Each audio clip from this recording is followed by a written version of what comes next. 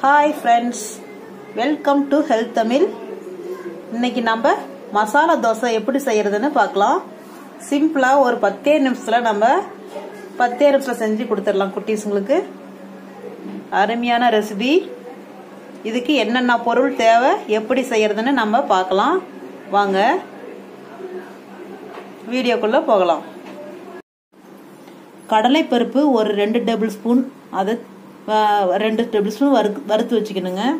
மிளகாய் தேவைக்கேற்ப, புளி நெல்லிக்காய் சைஸு, பூண்டு ஒரு 4 பல்லு, உப்பு தேவையான அளவு. இதெல்லாம் நம்ம இப்போ மிக்சியில் போட்டு சட்னியாக அரைச்சி வச்சுக்கலாம். பாருங்க, சட்னி மாதிரி நான் அரைச்சி வச்சுக்கிட்டேன். அடுத்தது 1/4 கிலோ உருளைக்கிழங்கு நான் வேவிச்சு மசிச்சு வச்சுக்கிட்டேன். 2 டேபிள் ஸ்பூன் எண்ணெய் ஊற்றிக்கலாம். கடுகு 1 ஸ்பூன், கடலைப்பருப்பு 1 ஸ்பூன், உளுந்து 1 ஸ்பூன், 2 பச்சை மிளகாய் பொடியா நறுக்குனது,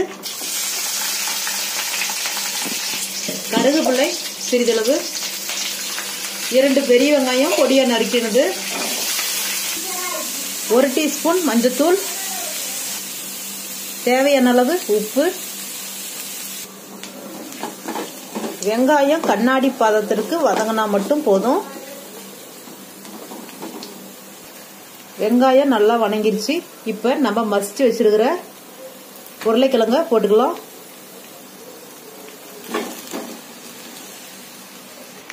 இதை ஒரு 30 செகண்ட் பரட்டி விட்டுக்கலாம்.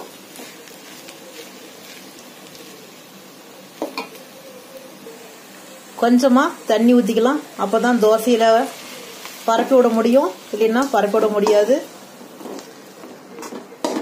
தண்ணி ஊற்றுனதுக்கு அப்புறம் ஒரு 2 நிமிஷம் வேக விடலாம். அப்படியே 2 மினிட்ஸ் ஆயிடுச்சு. நல்லா பரட்டி விட்டுக்கிட்டேன். அடுத்தது மல்லி இலை தூவி விட்டு நம்ம இறக்கி வச்சிடலாம். இப்ப தவா வச்சு நம்ம சூடு ஏறினதையும் மாவு ஊற்றிக்கலாம்.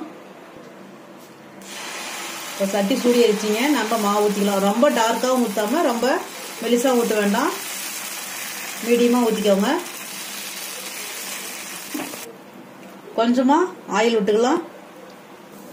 இப்போ நம்ம இந்த கார சட்னியை தடவி விட்டுக்கலாம். பாருங்க, பூரா பறி போட்டாச்சு.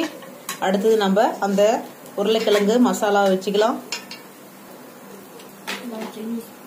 உருளைக்கிழங்கு இப்படி பறி போட்டாச்சு. இதை நாம இப்ப வெந்துக்குச்சு மடக்கி வச்சுக்கலாம். இந்த ஷேப்ல நம்ம மடக்கி வச்சு இப்ப சாப்பிடலாம். நாம இந்த ஷேப்ல கூட மடக்கி நம்ம குட்டீஸ்க்கு கொடுக்கலாங்க, ரொம்ப விரும்பி சாப்பிடுவாங்க. பாருங்க, சூப்பரான மசால் தோசை ரெடி ஆயிடுச்சு.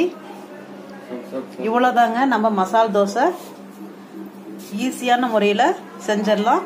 நம்ம ஹெல்த் தமிழ் சேனல் மறக்காம சப்ஸ்கிரைப் பண்ணுங்க, ஷேர் பண்ணுங்க, கமெண்ட் பண்ணுங்க. சூப்பரான ரெசிபி, அருமையான ரெசிபி. உங்க குட்டீஸ்க்கு ரொம்ப பிடிக்கும். தேங்க்யூ.